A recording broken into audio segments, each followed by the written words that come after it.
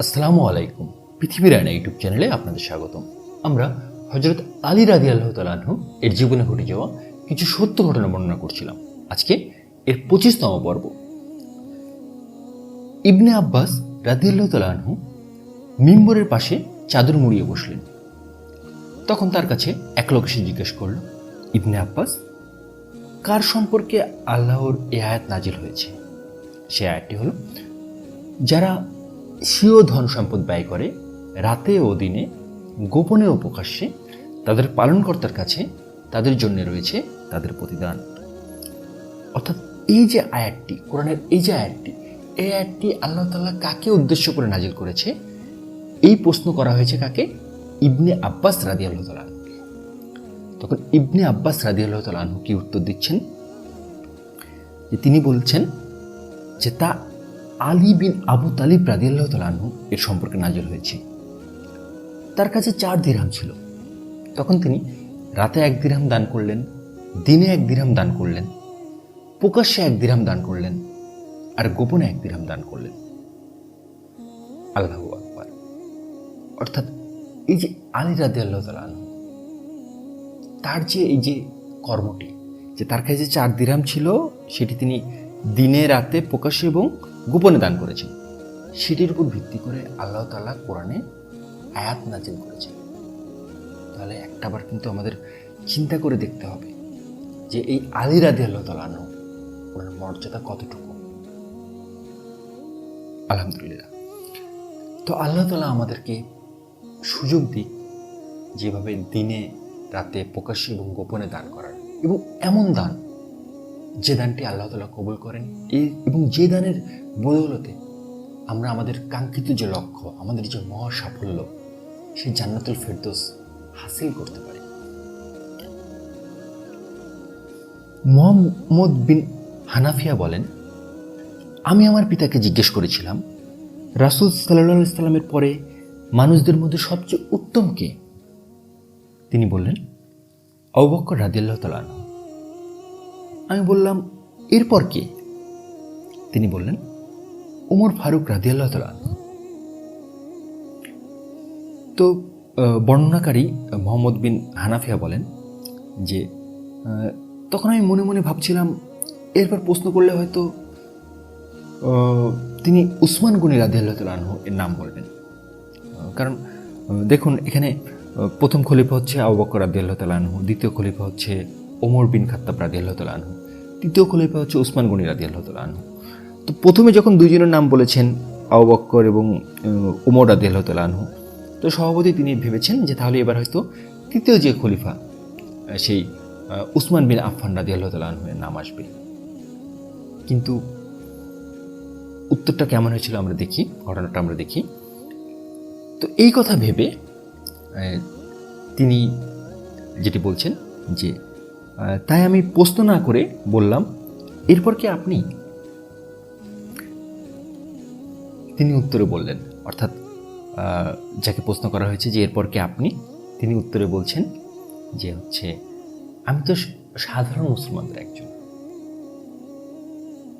অর্থাৎ প্রশ্নকর্তা আশা করেছিলেন যে তৃতীয় ব্যক্তি হিসেবে তিনি হবেন, কিন্তু তার পিতা অর্থাৎ মুহাম্মদ বিন হানাফিয়ার পিতা বলেছেন যে আমি তো সাধারণ মুসলমানদের একজন। মানে নিজেকে সাধারণভাবে দেখা, ঠিক তো অনেক বড় একটা গুণ। আলহামদুলিল্লাহ। আবু বকর রাদিয়াল্লাহু তাআলা আনহু রোমবাসীদের সাথে যুদ্ধ করার জন্য সাহাবীদের সাথে পরামর্শ করতে লাগলেন। সাহাবীদের কেউ কেউ যুদ্ধের পক্ষে, আবার কেউ বা বিপক্ষে মত প্রকাশ করলেন। অনেকের পরামর্শ নেওয়ার পর আবু বকর রাদিয়াল্লাহু তাআলা আনহু আলী রাদিয়াল্লাহু তাআলা আনহু এর পরামর্শ চাইলেন। তখন আলী রাদিয়াল্লাহু তাআলা আনহু যুদ্ধ করার জন্য পরামর্শ দিয়ে বললেন, আপনি যদি যুদ্ধ করেন সফল হবেন। আবু বকর রাদিয়াল্লাহু তাআলা আনহু বললেন, তুমি তো ভালো সংবাদ দিয়েছো। এরপর তিনি মানুষদের সম্মুখে খুতবা দিয়ে তাদেরকে রোমের বিরুদ্ধে যুদ্ধ করার প্রস্তুতি নিতে নির্দেশ দিলেন।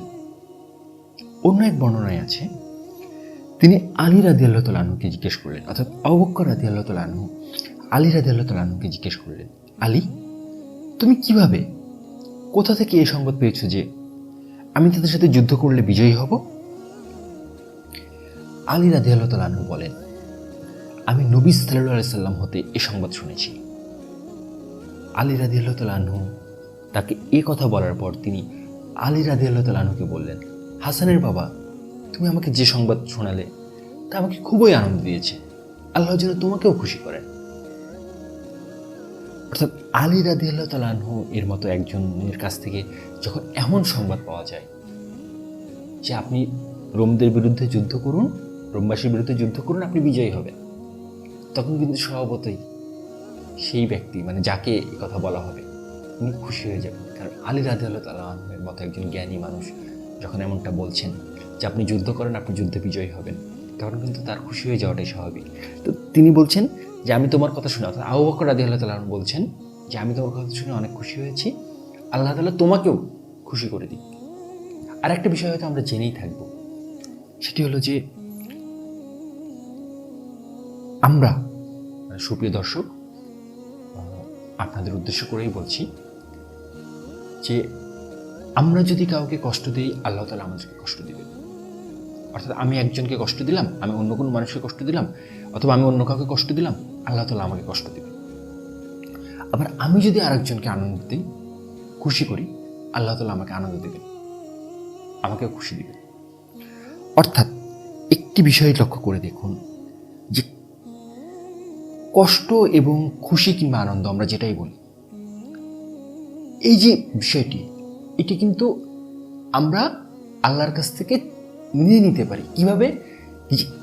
এই যে দুনিয়া চলছে, এই দুনিয়ার ভিতর আল্লাহ তাআলা একটা নিয়ম এমন করেছেন যে কোনো মানুষ যদি অন্য কাউকে আনন্দ কিংবা খুশি করে, আল্লাহ তাআলা তাকে আনন্দিত কিংবা খুশি করবেন। অপরকে যদি কষ্ট দেয়, আল্লাহ তাআলা তাকে কষ্ট দিবেন। অর্থাৎ আমি যদি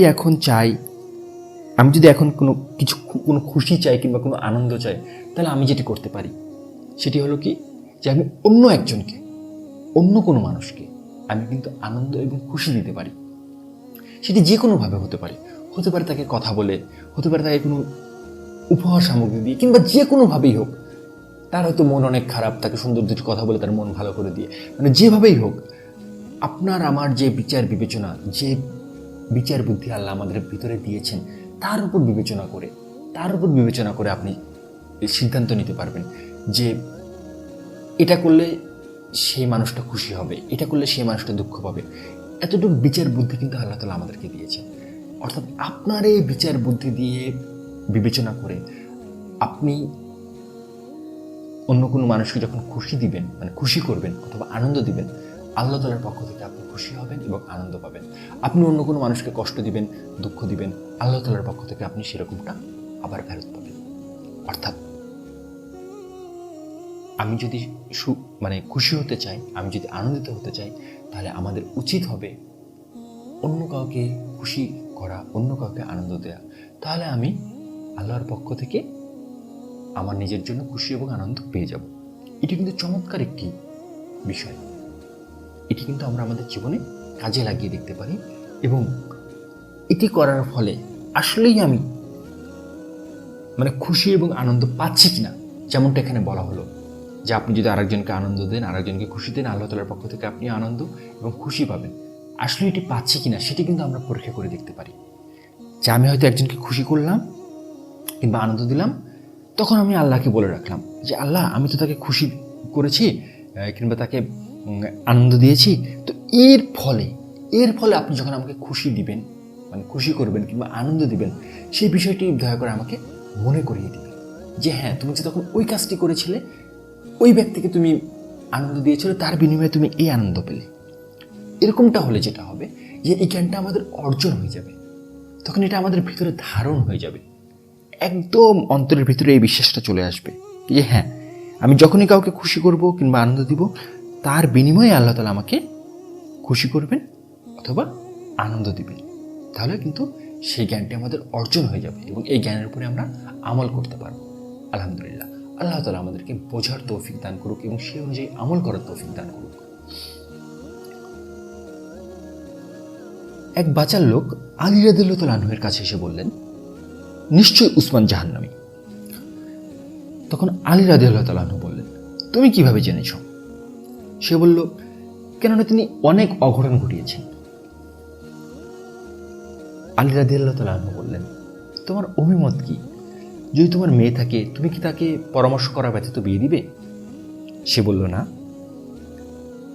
তিনি বললেন, তুমি বলো, নবী করিম সাল্লাল্লাহু আলাইহি সাল্লামের কি কোনো কাজ করতে আল্লাহর সাথে পরামর্শ করতেন নাকি করতেন না? মানে তিনি তাকে প্রশ্ন করছেন যে তুমি বলো যে নবী করিম সাল্লাল্লাহু আলাইহি সাল্লাম কোনো কাজ করতে আল্লাহর সাথে পরামর্শ করতেন কি করতেন না? তখন সেই লোক বলছে, বরং তিনি পরামর্শ করতেন।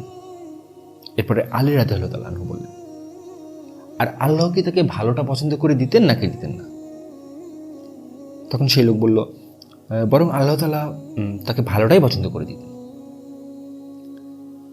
তিনি বললেন, তাহলে এবার বলো, উসমানের সাথে রাসূল সাল্লাল্লাহু আলাইহি সাল্লামের মেয়ের বিয়ে কি আল্লাহ তাআলা পছন্দ করে দিয়েছেন নাকি দেননি? সে বলল, হ্যাঁ, আল্লাহ তাআলা পছন্দ করে দিয়েছেন। আলী রাদিয়াল্লাহু তাআলা আনহু বললেন, আমি তোমাকে মারার জন্য তরবারি উন্মুক্ত করেছি, কিন্তু আল্লাহ তাআলা তোমাকে বাঁচিয়ে দিয়েছেন। যদি তুমি এটি ব্যতীত উল্টো কোনো কথা বলতে, তবে অবশ্যই আমি তোমার ঘাড়ে আঘাত করতাম। তাহলে দেখুন যে উসমান রাদিয়াল্লাহু তাআলা আনহু সম্পর্কে যখন একজন এরকম কোনো কথা বলতে যাচ্ছিল যেটি আসলে উসমান রাদিয়াল্লাহু তাআলা আনহুর সাথে যায় না, মানে ওটি উসমান রাদিয়াল্লাহু তাআলা আনহুর বৈশিষ্ট্যের ভিতরে পড়ে না, তখন আলী রাদিয়াল্লাহু তাআলা আনহু কি চমৎকার বুদ্ধিমত্তার সাথে বিভিন্ন প্রশ্নের মাধ্যমে সেই ব্যক্তির মুখ থেকেই কিন্তু এই কথা বের করে নিয়েছেন যে আল্লাহ তাআলা নবী করিম সাল্লাল্লাহু আলাইহি সাল্লামের মেয়ের স্বামী হিসেবে উসমান রাদিয়াল্লাহু তাআলা আনহুকে পছন্দ করে দিয়েছেন। তার মানে অবশ্যই উসমান রাদিয়াল্লাহু তাআলা আনহু উত্তম ব্যক্তি হবেন। তাছাড়া তো আল্লাহ তাআলা পছন্দ করে দিতেন না নবী সাল্লাল্লাহু আলাইহি সাল্লামের মেয়ের জন্য তাকে স্বামী হিসেবে, কারণ নবী করিম সাল্লাল্লাহু আলাইহি সাল্লাম তো সকল বিষয়ে আল্লাহ তাআলার সাথে পরামর্শ করে সিদ্ধান্ত নিতেন, যেমনটা আমরা এখানে দেখতে পাচ্ছি।